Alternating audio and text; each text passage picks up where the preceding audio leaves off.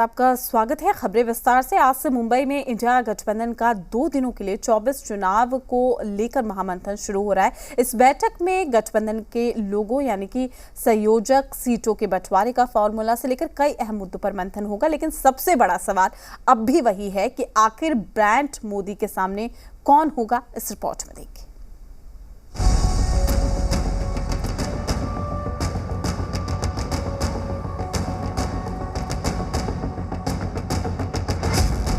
आज मुंबई में इंडिया का महामंथन।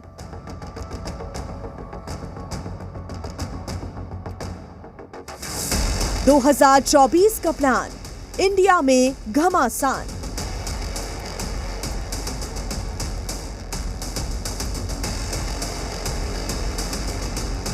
क्या एक नाम पर एक होगा इंडिया?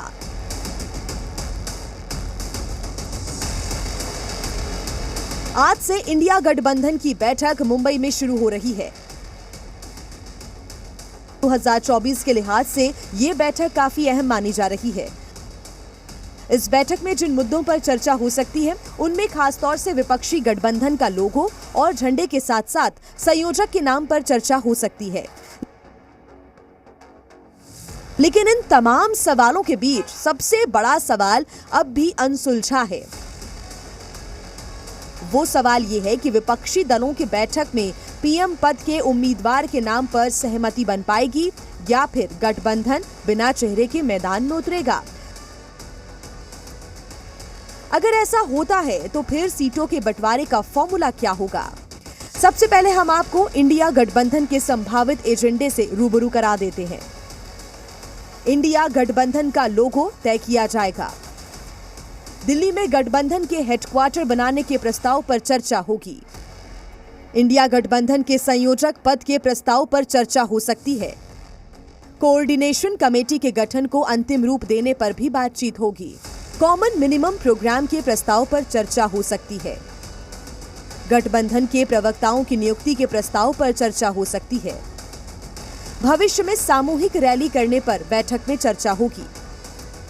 इंडिया गठबंधन के विस्तार, ज्यादा पार्टियों के गठबंधन में शामिल होने को लेकर भी बातचीत हो सकती है। सीटों के तालमेल और सीट शेयरिंग फॉर्मूले पर चर्चा होगी।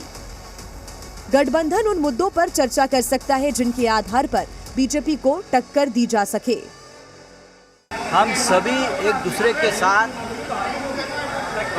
ऐसे रिश्ते से बांधे हैं जी। वो रिश्ता है इस राष्ट्र की रक्षा का, देशभक्ति का, और एक कोई रिश्ता हमारा तोड़ नहीं सकता।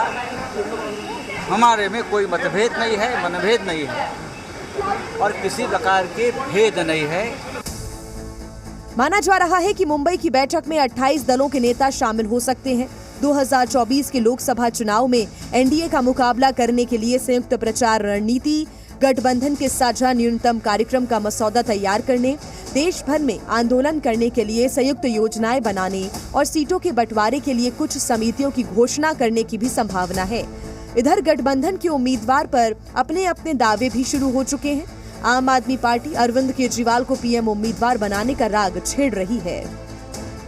आप मुझसे पूछेंगे तो मैं तो चाहूंगी अरविंद केजरीवाल जी हो प्रधानमंत्री के उम्मीदवार भी, और उसका तर्क है कि इतनी कमर तोड़ महंगाई में भी लगातार दिल्ली एक ऐसा राज्य है जो देश की राजधानी है, फिर भी सबसे कम महंगाई है दिल्ली में। फ्री पानी मिलता है 20,000 लीटर प्रति महीना, फ्री अच्छी शिक्षा मिलती है, फ्री बिजली मिलती है। अलग अलग पीएम उम्मीदवारों के नाम पर बीजेपी ने भी तंज कसा है कि जहां तक एनडीए का सवाल है, हम चंद्रयान हैं, मिशन 3 भी सक्सेसफुल होगा। तीसरी बार भी सही तरीके से आप देखिएगा हमारी सरकार बनेगी, मिशन 3 भी सक्सेसफुल होगा और चंद्रयान की लैंडिंग के पश्चात ये लैंडिंग भी साउथ पोल पर होगा। अर्थात विकास इस बार मोदी जी के तीसरे टर्म पे वहां पहुंचेगी, वहां लैंडिंग होगी, उस जगह कोने कोने तक जाएगी जहां किसी ने कभी कल्पना भी नहीं की थी। देश बहुत आगे बढ़ा है। वहीं अखिलेश यादव के नाम पर भी समाजवादी पार्टी के नेताओं ने पीएम पद की मांग की है, तो शिवसेना की प्रवक्ता प्रियंका चतुर्वेदी ने उद्धव ठाकरे का नाम पीएम पद के दावेदार के तौर पर उछाला है।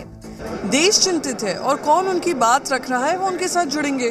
तो जैसे जैसे हम बढ़ते जा रहे हैं वैसे वैसे पार्टीज भी हमसे जुड़ना चाहेंगे। अच्छा, कन्वेनर की बात आ रही थी और नीतीश कुमार कह रहे हैं कि हमको तो कन्वेनर नहीं बनना, कोई और बनेगा। तो क्या माना जाए, कन्वेनर का फैसला यहाँ होगा और नीतीश कुमार को लेकर कुछ है क्या माना जाए इस वक्त? ऐतिहासिक फैसले होंगे, आप बस 48 घंटे का इंतजार करें।